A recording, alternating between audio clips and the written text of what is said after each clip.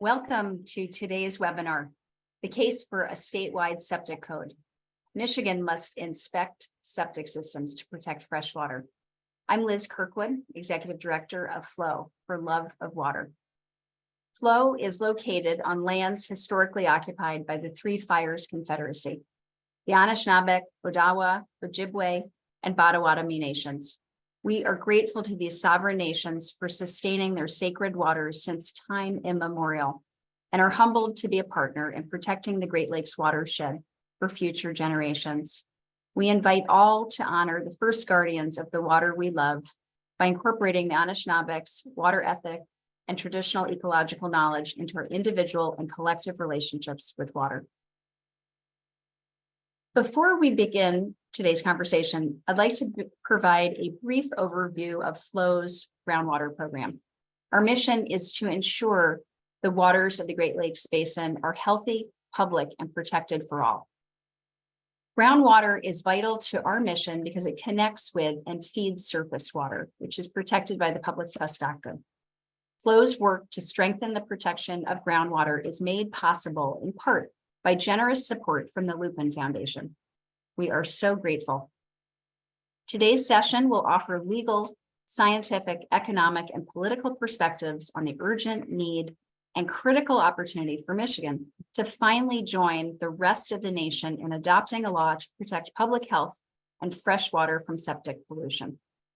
Billions of gallons of poorly or untreated sewage flow each year into an estimated as high as 330,000 failed septic systems.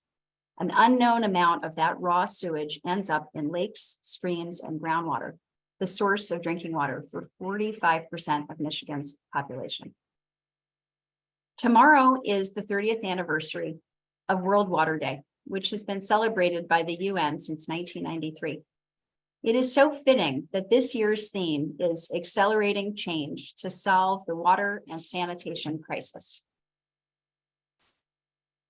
We are delighted to welcome over 300 participants in today's conversation, and we urge you to share your questions throughout our 1-hour session today. Please use the Zoom Q&A box by entering any questions you have, and we'll seek to weave them into our discussion.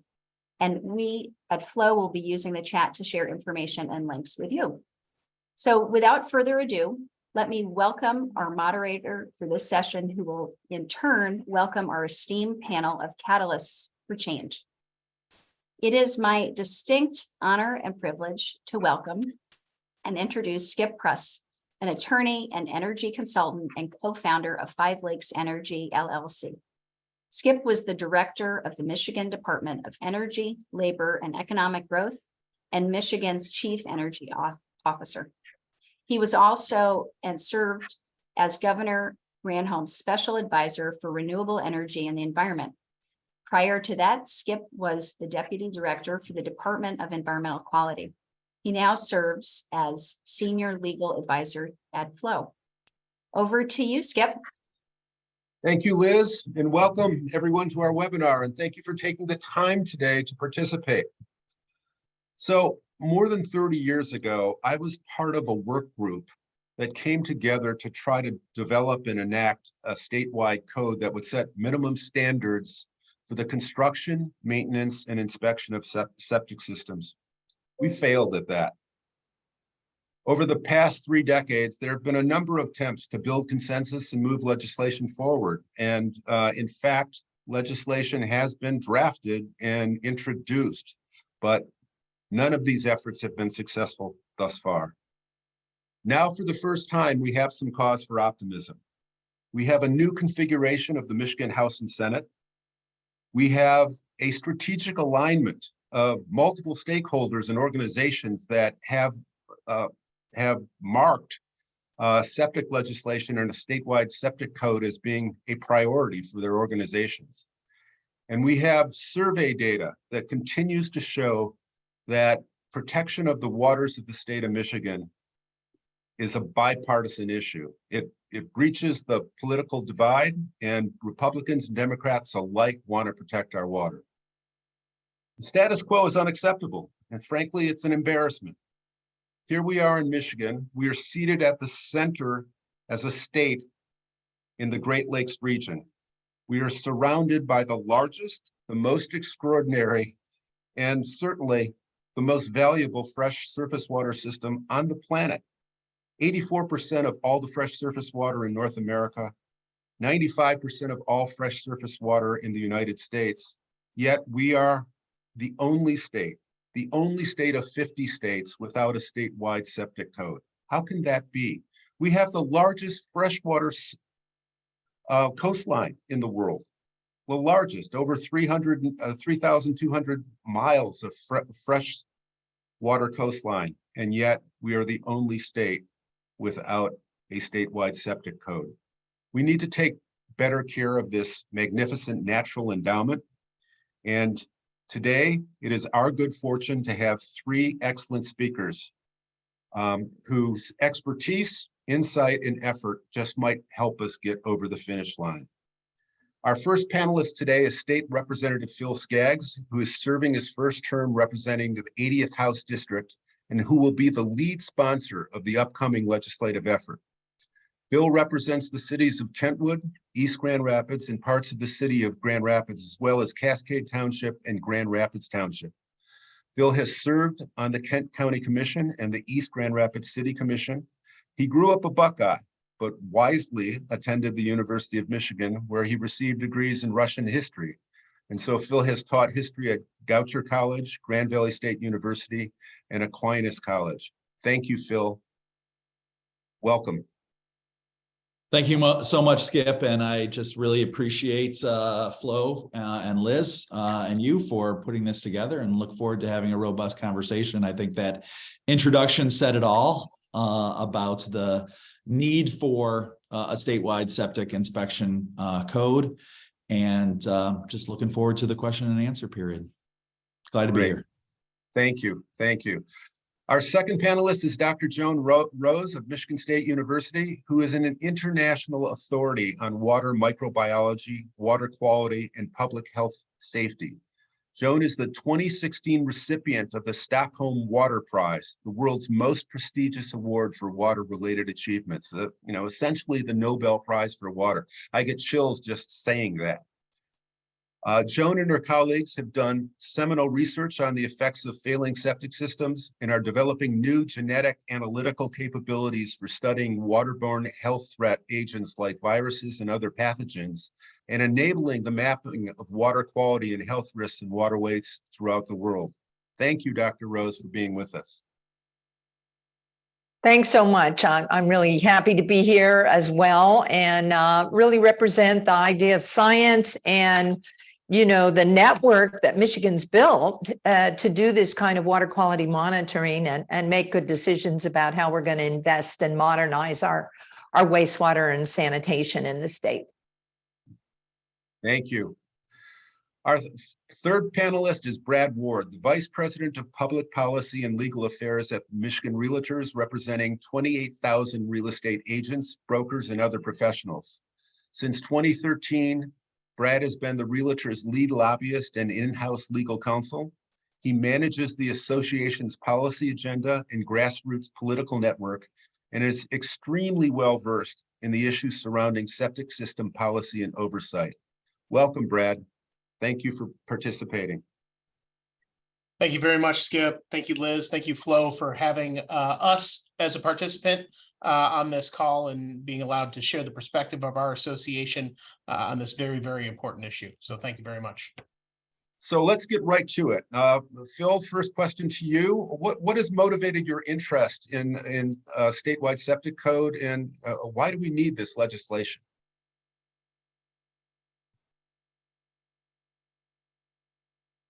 Phil, you're muted. Please unmute. Thank you. Got that. Been an environmentalist since my mom put me in the garden and started me raising zucchinis back in the 70s. And so it's been a focus of mine.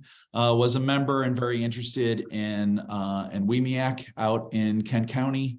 They made septics a priority 12, 15 years ago when I started working on this. Became a county commissioner in Kent County and had a real understanding that we as a county had made several attempts to pass a local ordinance on septics and had just kept getting achingly close each time before not being able to get it across the finish line. During my studies of the topic, read the MSU report about the impact that it has on our rivers. As you know, in Grand Rapids, we're working on really activating the Grand River and getting people in the water. And so it was clear that a variety of factors were coming together to make sure that we had a code. Ran for State House after working here in the legislature for several other state representatives. So I was aware of the also achingly close, Skip, that you alluded to with Representative Plawecki, Representative Lauer, and Hammoud, who had made several efforts to get this project over the finish line. And, we'll go into this later, but I think we have a unique opportunity to get it done. I live in East Grand Rapids. I'm on city water, but we also have a legacy family cottage up north, which is on septic systems. So I'm aware of how they work. And obviously aware through my studies of the deep need that we have. And although we weren't able to get an ordinance over the line in the county, in part because of COVID, I'm excited for the opportunity that we have here at the state level. Thank you. Dr. Rose, your research that you've done with your colleagues show that microbial fecal contamination is essentially ubiquitous in our water systems. Can you describe your research and what you found? Yeah, so I'm a water quality public health microbiologist. So I work in between engineering and public health. And I really focus with a group of scientists in the state on monitoring water and using new diagnostic tools. These new tools allow us to actually test to see where the pollution is coming from. Now, we've had a long history in the state of Michigan on the protection of our numerous beaches. We have this beautiful coastline. My gosh, beautiful waters in the state of Michigan, a long, long coastline. And of course, and all the internal lakes and river systems. And, as people have grown, as we've got more animals and more people, we do have more waste and fecal waste entering into our environment. And, septic tanks, there's kind of a misconception that septic tanks treat water. They really store water. There's some new advances to septic tanks in which we could actually add treatment on, and that's very exciting. But most of the older septic tanks, they kind of store water, the wastewater. They separate out the solids and the liquids.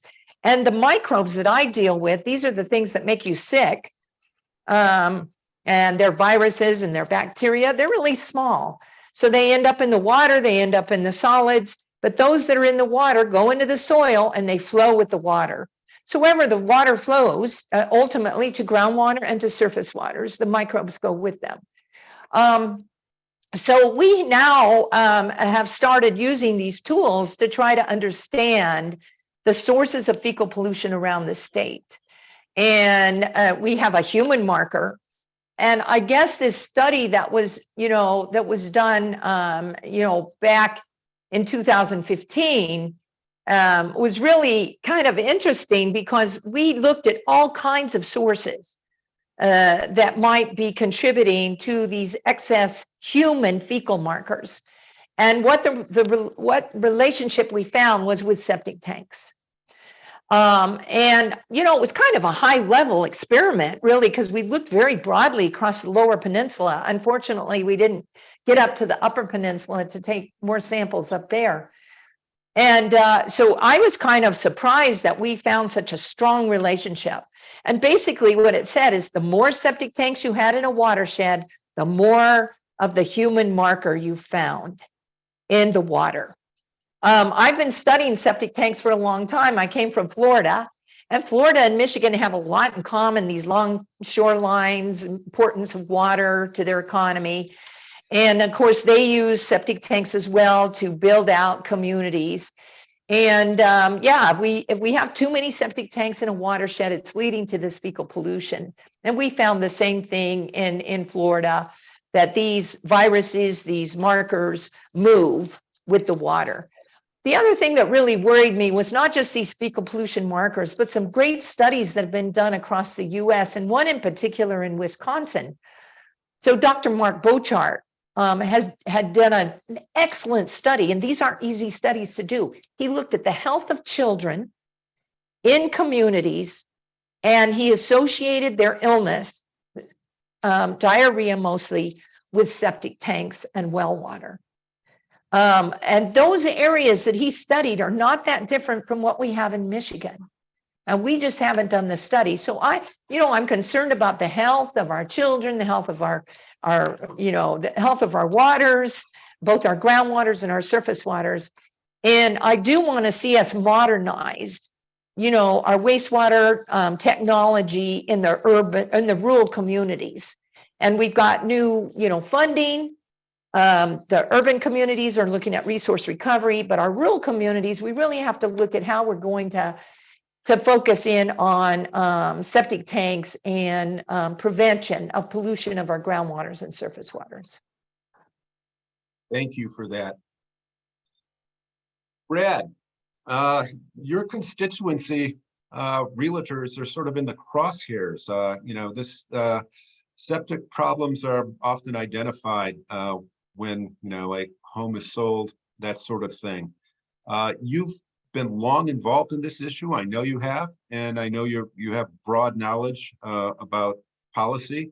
What is the particular interest of the Michigan Realtors, and what is your position on legislation? Well, thank you very much for the question. So our people are the saleswomen for the state. We sell Michigan day in and day out. We have many members that work across jurisdictional lines. So, the patchwork quilt of regulation that we currently have in Michigan, from a very selfish perspective, it can be difficult to work with buyers and sellers and trying to get them to understand, going from one county to another, what the different regulations are with regard to septic systems. Some local health departments have point of sale programs that have been inserted, but as a state that contains the largest amount of fresh water, our membership feels very much like it is the duty of Michigan realtors to try and help protect those waters, to protect the resources that we have. We don't know where these things are entirely throughout the state of Michigan in terms of recording where they are. We don't know what condition they're in, assuming that a fair amount of them are failing.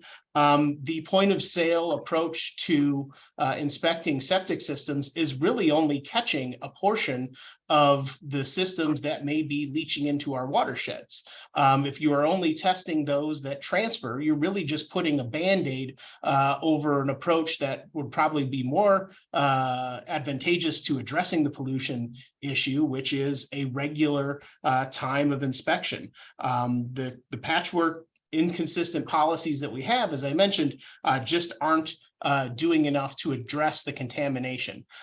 So, our folks got involved in it because, you mentioned crosshairs. Hopefully no one's, taking aim at us, but I want to make sure that we clear up any misconception that we're somehow opposed to a statewide point of sale, but creating consistencies in definition, what constitutes a failure, what constitutes an inspection, help our professionals work across county lines. We want to make sure that we're protecting our groundwater. We're doing that efficiently. We identify where these systems are, what condition they're in. Realtors are often put in the position where they have to be the police officer through these time of sale, time of transfers policies, because it's easy and advantageous to say, okay, a property's transferring, now is the time to inspect.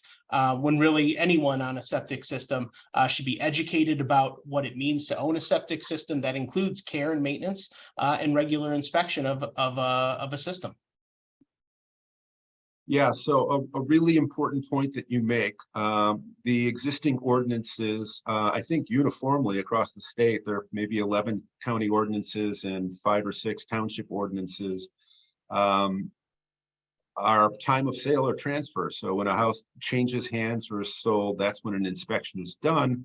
But many properties, particularly rural properties, particularly farms, may not transfer for generations. And so you favor a periodic inspection program that would eventually cover everyone. Is that right? That's correct. So previous legislation that had been looked at, and some of the approaches that were considered was creating a periodic inspection, whether that was 5 years, 10 years, rewarding people for that routine maintenance, having maybe a routine pump out inspection. So when the pumper arrives at the property, they can look, is there water on the ground? Is the top of the lid stained? Is the baffle working, to make sure water doesn't back up into the home? Some of those just cursory visual inspections that can occur at the time of pump out maybe earn you a little extra time on that routine maintenance. But yeah, I mean, in terms of getting our arms around the pollution issue, it makes much more sense to identify where these systems are and what condition they're in through a periodic inspection. So Phil, so grateful for your leadership and being so outspoken about this issue. So what tell us about your proposed legislation. What will it do? Well, first of all, I want to emphasize that we are still in the drafting process of this legislation. And also, although we are probably likely to drop this legislation in April after we get back from our spring break, this will be a time where we can move towards a discussion period. And so we will bring all the stakeholders again. We will have laid out some of the basic ideas here where I think it makes sense for us to move based on the private conversations that I've had.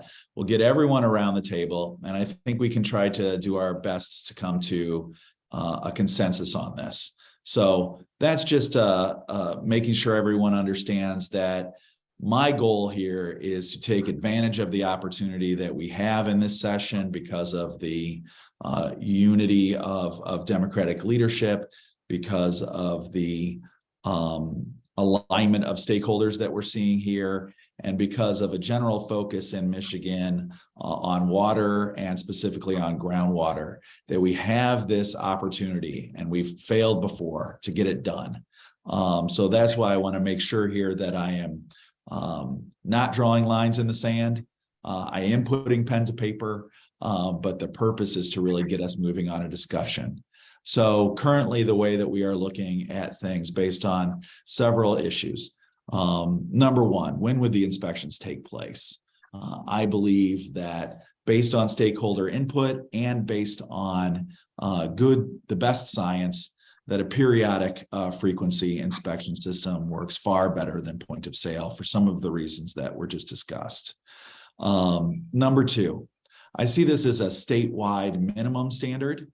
It is possible, this is a discussion that we're going to have to go through, that some counties could do more, or the legislation might allow some flexibility, but we would have a statewide minimum code. Number three, we would create an administrative fund to kickstart off the system, make sure we have the IT in place, make sure we have the training in place, and we would use state appropriated funds for that. But as we move into the funding of the ongoing inspection system, that money would be, that fund would be self-sustaining through a fee system, through the inspections, as well as licensing fees.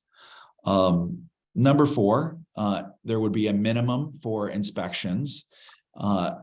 Again, this is a point of discussion that we could have, whether it would be health department inspectors or private inspectors that would be licensed by the health inspector or licensed by the state. And these are all conversations that I think are important to have, but shouldn't get in the way of getting us across the finish line.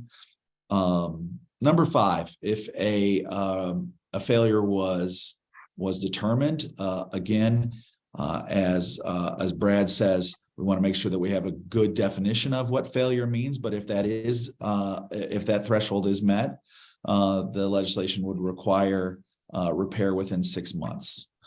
I'll come to number 6 later because I think it might be the next question. And then number 7, another one of these issues that has been a hang up at our last attempt at this is that we do have, as Brad said, a patchwork of local ordinances. And I think we need to begin the process of moving away from that and moving to a statewide standard. So I think we can have a temporary grandfathering in of county ordinances. I think townships is maybe a little too local.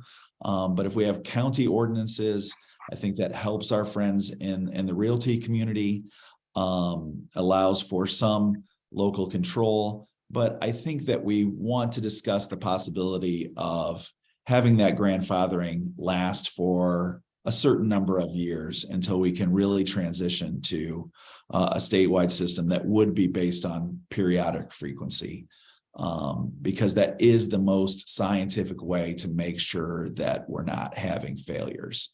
You know, like I said, I'm on city water, but I moved into my house in 2000. And if the good voters of the District 80 keep me here in the state house, then I really won't be allowed to move for another 10 or 11 years. And so I'll be in this house for 33 years. And if it was a septic system, that would be a long time to go between inspections.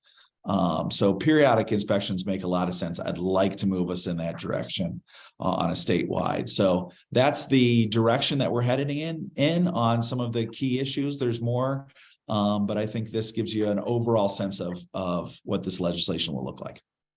Thank you for that. I'm going to come back to you. I'm going to move to Dr. Rose now, but I'm going to come back to you and ask you about, you know, where do we get the funding to administer the program and aid for disadvantaged households and so forth. But Dr. Rose, we're all panelists, we're getting a lot of questions from the audience. And so, Okay. Dr. Rose, we have a question about nutrient loading and whether that affects both surface water and groundwater. And, you know, if it's nutrient loading, is there a connection between failing septic systems or substandard systems and algae growth, for instance? Yeah, so, you know, after that one study where we did, you know, the Lower Peninsula at a very, you know, 10,000 foot looking at the watershed, 64 watersheds, we came down to examine in higher, you know, time period and space into 5 watersheds. And we did find that there's a relationship between phosphorus and these human markers in these rural communities. So we do believe that the nutrients are moving along with the water, like the microbes are moving. They move at a little different speed because phosphorus absorbs the soils and desorbs differently than microbes, which are tiny little particles, right? But there is a relationship there. And, you know, I really appreciate what, you know, Phil and Brad were saying, because it's really about gathering better information, particularly on groundwater systems, you know, and with septic tanks, if it fails and it backs up to your house, boy, you're going to do something. If it ponds, you don't always see that. If it's ponding in the surface, you don't always see that. So that kind of inspection is important. And then just the integrity of your system and your tile drain, because it's really the soil that's helping prevent the microbes and the nutrients from moving. And so I think it's gathering more information. Now, you know, we have a network called MyNet. This is a laboratory network in the state of Michigan. 19 labs that are monitoring using advanced technologies for rapid testing on their beaches. They're doing source tracking work now, and they also do SARS. They work on, you know, COVID-19 virus monitoring for communities. But where we're missing monitoring often is in our rural communities, because we don't have a good way to monitor, you know, septic tank effluents or septage. And so I think advancing that technology and our knowledge as we go along implementing a state program is really going to help us with decision making down the road. Now, in Florida, they did put some language in there that said a septic tank fails if the water reaches groundwater or surface waters and contaminates that water. But of course, understanding or monitoring that failure is very, very difficult. And so I think that this laboratory network that Michigan has and the laboratory capacity we have, we can really start helping the state and communities to start to look at not only the microbes themselves that might be impacting their wells and their groundwater, but also the surface waters. And in addition, look at nutrients. So if phosphorus is, and we have evidence now that phosphorus is coming from septic tanks, it is associated with not just these microbes that can make you sick, but these hazardous algal blooms. We know it's feeding that. And these rural communities are ag communities as well. So they're also getting animal, manure. They're also getting septage in many cases. So the rural community is taking on a lot in terms of managing all of this. And I think a better monitoring strategy to understand when and where's our priority for implementing, better technology and better policies is going to be warranted. And I think we have the capacity to do it here in Michigan. It's fantastic. Great. That really sounds hopeful. Brad, one area in our conversations where you seem to have a particular interest is engineered systems. Not all locations lend themselves in terms of soil type and other parameters for conventional septic systems. And so in order to use a property, you might have to have a special engineered system. Can you talk about that and what that means? Yeah, no, thank you. I wanted to touch on something, Dr. Rose said in terms of, traditional systems putting, not necessarily cleaning the water. Many of these engineered systems do put out cleaner effluent. The reason for our interest in this is not just in terms of buildability of some of these lots, but we've been talking an awful lot about affordable housing in Michigan. We get to affordable housing through density. And if you have engineered systems that allow multiple homes to use the same type of engineered systems, if you're able to build a home with smaller setback requirements or smaller lot sizes on an engineered system, you begin opening up avenues by which we can create some better density, some smarter land use practices where we preserve open space. We're putting out cleaner water. We're able to build affordable housing by having, smaller units using smaller systems. And so that's really been our interest in terms of alternative systems. Right now, if you're an engineer, you have to go local health department by local health department, or even in some of these municipalities, go to the municipality and have them approve it.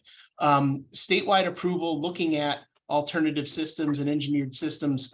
Wisconsin was brought up earlier. Wisconsin has a system by where they look at, the proposed engineered systems. They look at if you have certain amount of soil type, these setback, these conditions are met. Here are the approved systems that you can use on your property. Something like that, where we have a statewide panel of experts looking at the engineered systems, so you don't have to go county by county. And we have statewide approval of these engineered systems. So, what's allowed in one county that may be disallowed in another under the current regulations, that system would be allowed to be operated over multiple, local health department jurisdictions.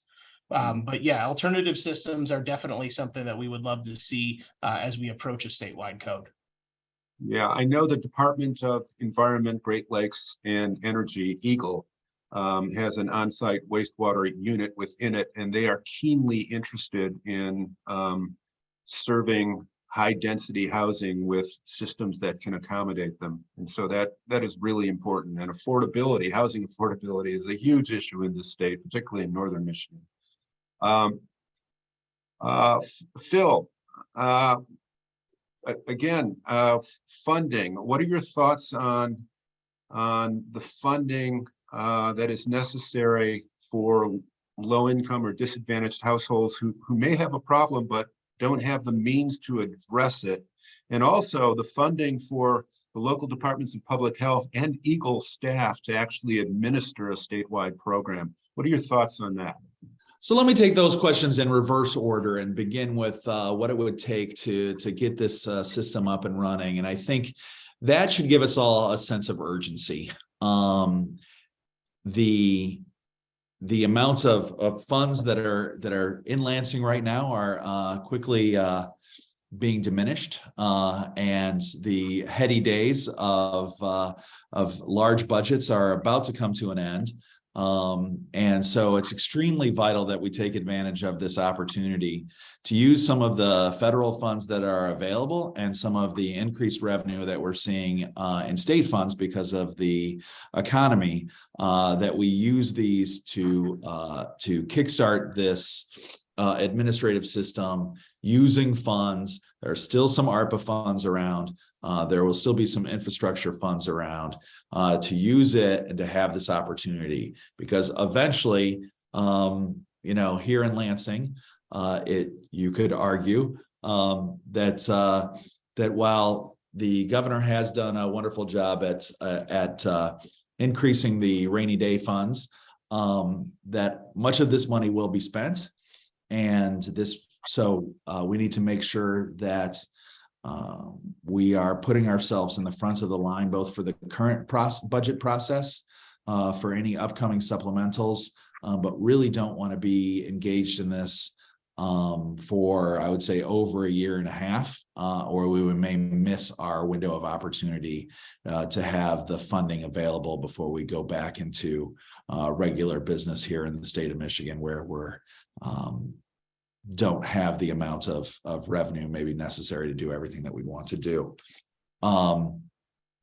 As far as making sure that the hit of a discovery of a failing system on an individual property owner is not devastating, the state has used some ARPA funds to create a revolving fund that would be used for, depending on your income level, a low interest or no interest loan to repair your system.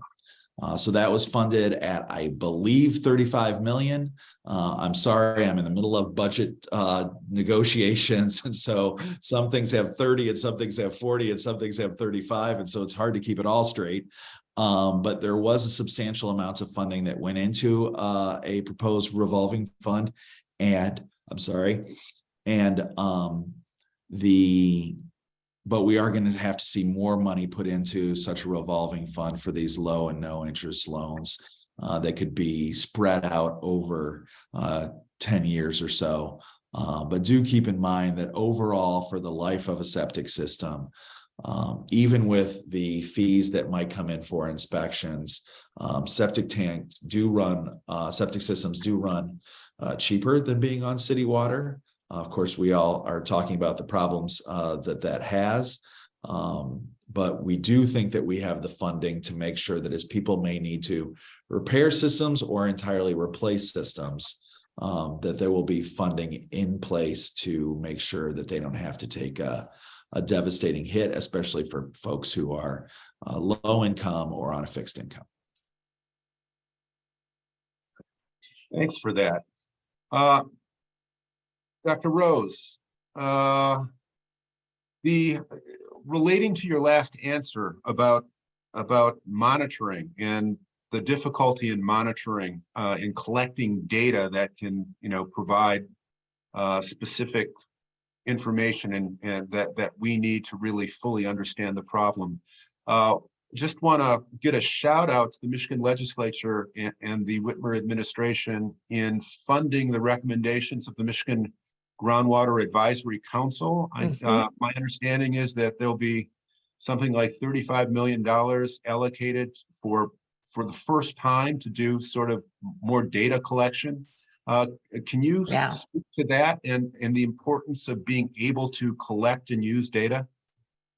Yeah, I think that's fantastic. And I do think this needs to be a collective effort, at the for the state and for our watersheds, at that, all of us in these watersheds, sort of working together to take, areas and prioritize them for, especially for people's health.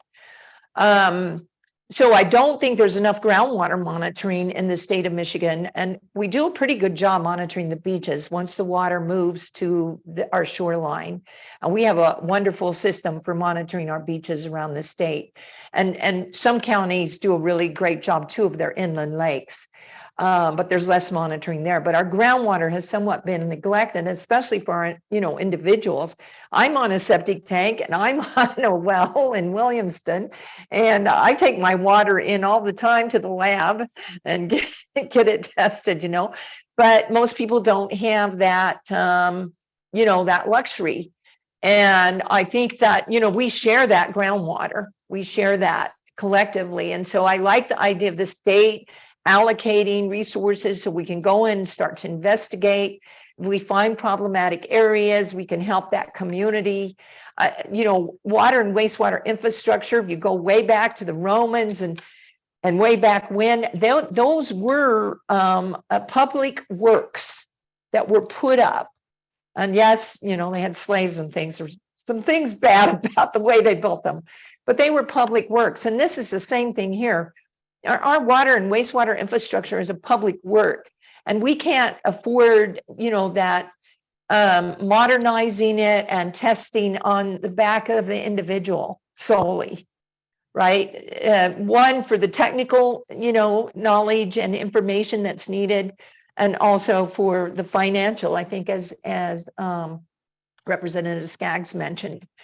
And then, people that are building houses and looking at the new technology, how are we going to implement that into our state? And so I'm really pleased to see that monitoring. I think they will be using the advanced technologies. And this, like I said, the state of Michigan is one of the few states in the whole US that has this MyNet laboratory network. And they're at the county health and university labs. They work with the utilities in the cities, and they work with public health. So it's a partnership.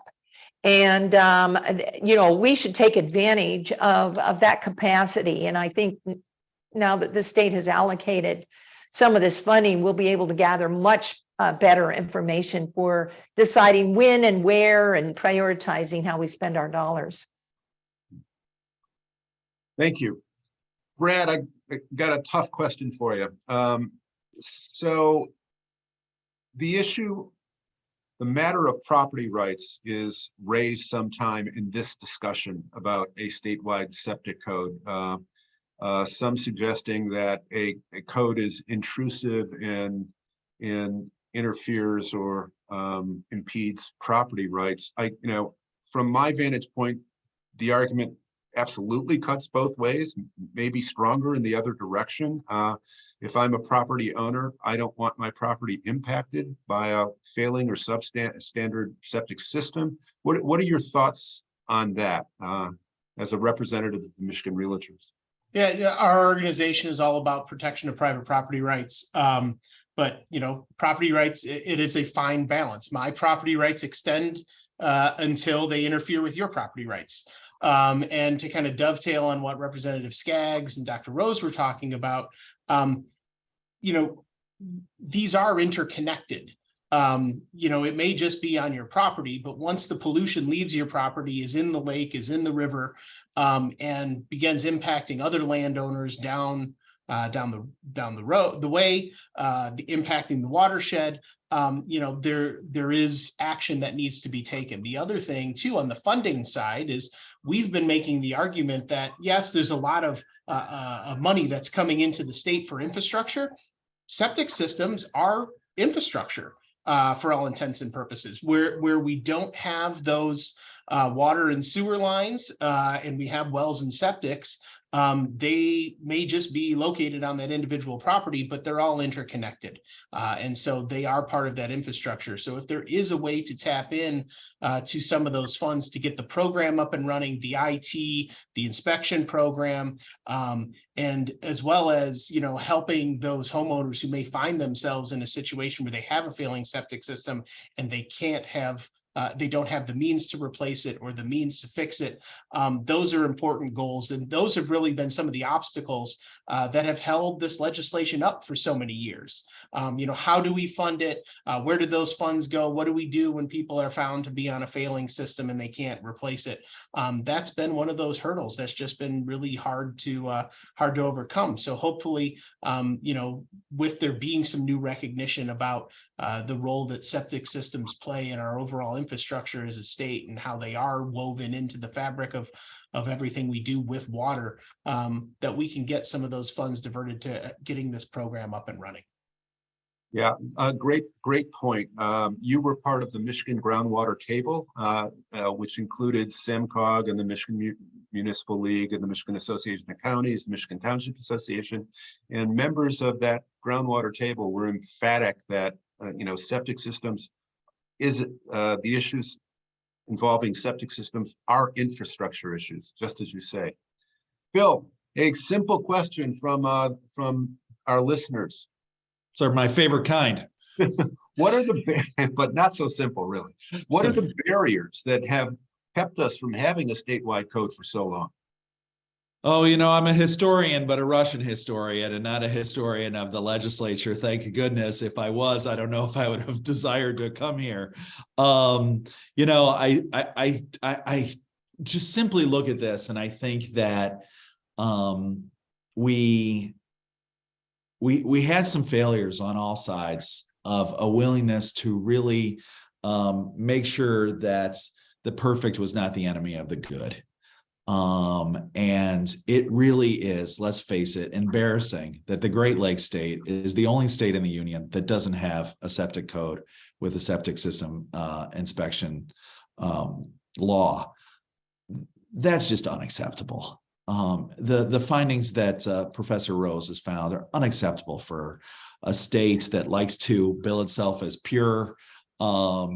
And we've got to be able to finally get this fixed. So, in the past, I don't want to go into the blame game. It's completely pointless. And I certainly don't know everything that was going on before I got here or even while I was here. But I do think that, again, what we have is a unique opportunity, given the funding structures, giving the focus on water that I talked about with, and especially the focus on groundwater, with the dioxane leak or plume in Washtenaw County, with PFAS, which is very prevalent in my home county of Kent, but is throughout the state. And then frankly, although it doesn't have anything to do with septics and groundwater with the Flint water crisis, there is a heightened interest, both nationally, which you could see in ARPA, and especially here in the state, that we've got to get this right finally. So again, I think great opportunity with the support from the governor on water issues, and that she's placed a big focus on this. And I look forward to working with my House and Senate colleagues who I know are sympathetic to this from the conversations I've had with them. That we have, in addition to the stakeholders that are on this call now and have an interest in this topic, that we really do have a unique opportunity, and we need to make sure that we take advantage of it. And then we can forget all of the past attempts and celebrate finally getting it over the finish line and signed by the governor. Makes me optimistic. Like to hear it. Dr. Rose, question from the audience. With all the different soil types in Michigan, how can we have a statewide code that works for Wayne County and Porch Lake at the same time?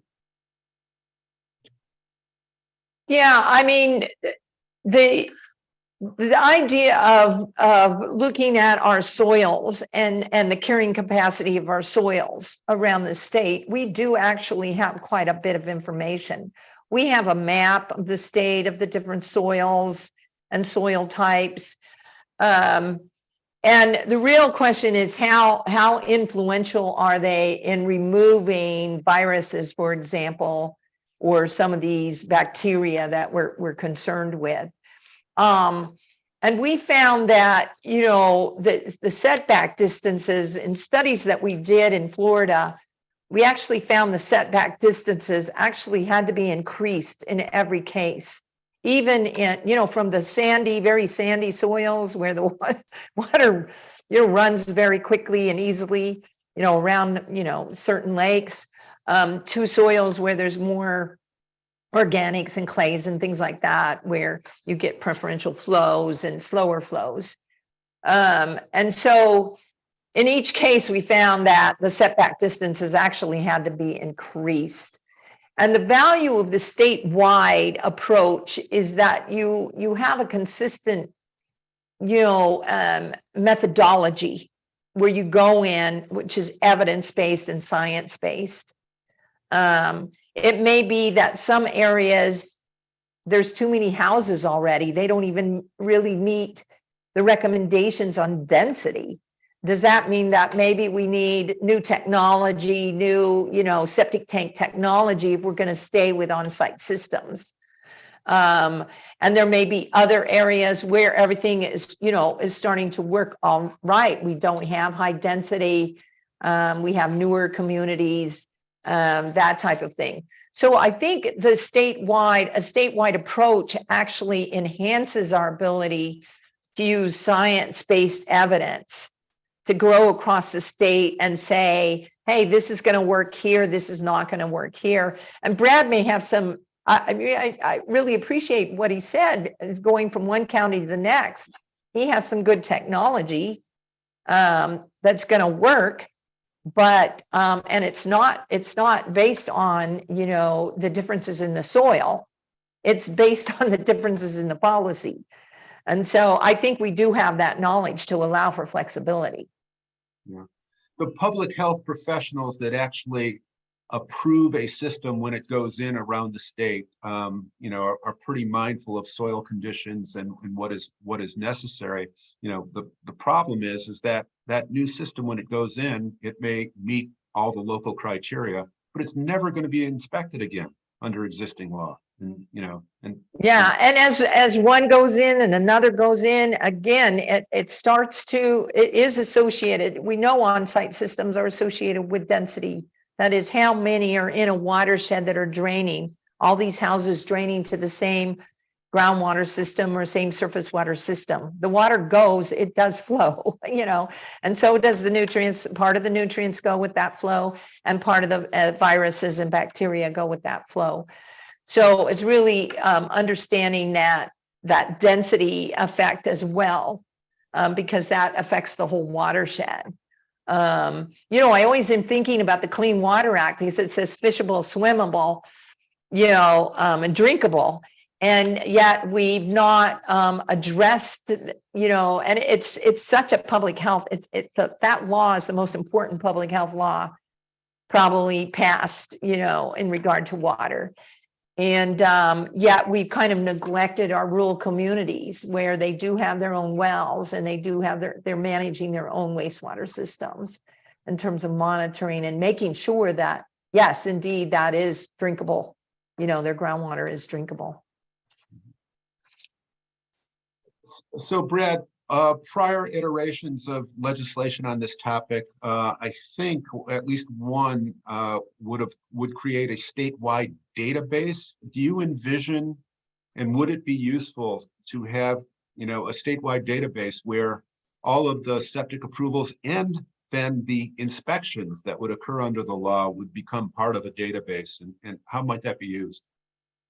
Yeah, I think that would be ideal. We have many properties that are using septic in the state that we may not know even exist. So as I mentioned kind of in my earlier comments, part of what was envisioned in some previous iterations of this bill were, you have the inspection, you have the pump out. They don't have forms in triplicate anymore, but the inspector would give one to the homeowner. They would keep one for their records, and one would go to the local health department or the state for inputting into the database. So we began tracking where these systems are located, what type of condition they're in, and that database to be able to be accessed by pumpers, haulers, inspectors, my members, homeowners, scientists like Dr. Rose. It's very important, and it would allow the care, the maintenance, the monitoring that we've been talking about. We're getting close to the end of our time here. Phil, really important question. We've got, well more than 300 people registered for this webinar, and many of them are members, your colleagues in the House and Senate, and their staff, and also local officials from local units of government. With respect to everyone else who's listening to this webinar, how can they help you get this legislation over the finish line? What would you like to see happen? Well, for my colleagues who are on the call, and I'm excited to hear that they have an interest in this topic, please come and see me. It looks like we may be having a long day on the floor today. So my door is always open here at the office, and I'll be available at my desk. For my colleagues in the upper chamber in the Senate, I've already had a few of them reach out to me here over text during this call. I'm looking forward to building a very collaborative process on this, so that we can get to the magic numbers, 56, 20, and 1. That's 56 votes in the House, 20 in the Senate, and a governor's signature. For folks who have not been elected to the state legislature, I would simply encourage you to write a very informed and thoughtful letter or email to your state representative and your state senator, encouraging them to find a solution to this issue, and to work with all the relevant stakeholders and make sure that they understand that this is a topic that does have importance. So a lot of things in Lansing that are very important to a particular legislator or a handful of legislators, but it's extremely important for everyone to know, because we're extremely busy people. We're trying to be jacks of all trades on things from transportation to health to the environment, but to know that our constituents are concerned, understand the problem, want to find a solution, and are paying attention, certainly helps legislators focus in on making sure that we take advantage of this opportunity that I discussed to get this into law. Great answer. So, Flow, for love of water, the organization, the core mission of Flow is one of the core missions is to advance the public trust doctrine. And in a nutshell, public trust doctrine is something that's really part of Michigan's jurisprudence for the last couple of hundred years, that the waters of the state belong to the people of the state, and government is the fiduciary. These waters are a trust, and government needs to protect the trust for the benefit of the trustee or the beneficiaries, which are the people of the state of Michigan. So that means that translates for purposes of this discussion of, we have to protect the water. We need to do that. And with that, Dr. Rose, final words. We're getting close to the end of our time. Well, I think that as everyone said, we're in a time in our history. We've also got the capacity, and we've got the willingness. We have some new financing, and the Michigan waters are renowned and beautiful, and we want to protect those, and we want to protect people's health. So I'm really pleased to see that more monitoring is going to go on, more knowledge and information is going to help us make better decisions. So thank you, everyone. Thank you, everyone who turned into the webinar. The webinar is recorded and it will be available to everyone who registered. We encourage you to share it. And we thank you. Thank you, Representative Skaggs, Dr. Rose, Brad, for your participation. Really appreciate it. I hope this was enlightening for our audience and helpful. Thank you, To Skip. you, Skip, and to Flo for putting this And to on. Flo. Really appreciate it. Thank you very much. Yes, thank you. Thank you all. I just wanted to come back and thank Representatives Skaggs and Dr. Joan Rose and Brad Ward, and of course, our moderator, Skip Press, for just a wonderful conversation. I feel like we're putting wind in the sails on a boat that is about to launch. And I just want to appreciate all of you for, the extraordinary work that you do, putting science into policy and law and changing people's lives in the rural communities across this extraordinary state and region. We will be sending you more information, and look forward to your continued dialogue and engagement on this conversation. And I think the advice from Representative Skaggs was terrific. Reach out to your representatives and let them know how much this issue matters to you. Thank you and have a wonderful day. Sign up, stay tuned for loveofwater.org and follow us on Facebook, Instagram, and Twitter. Thank you so much.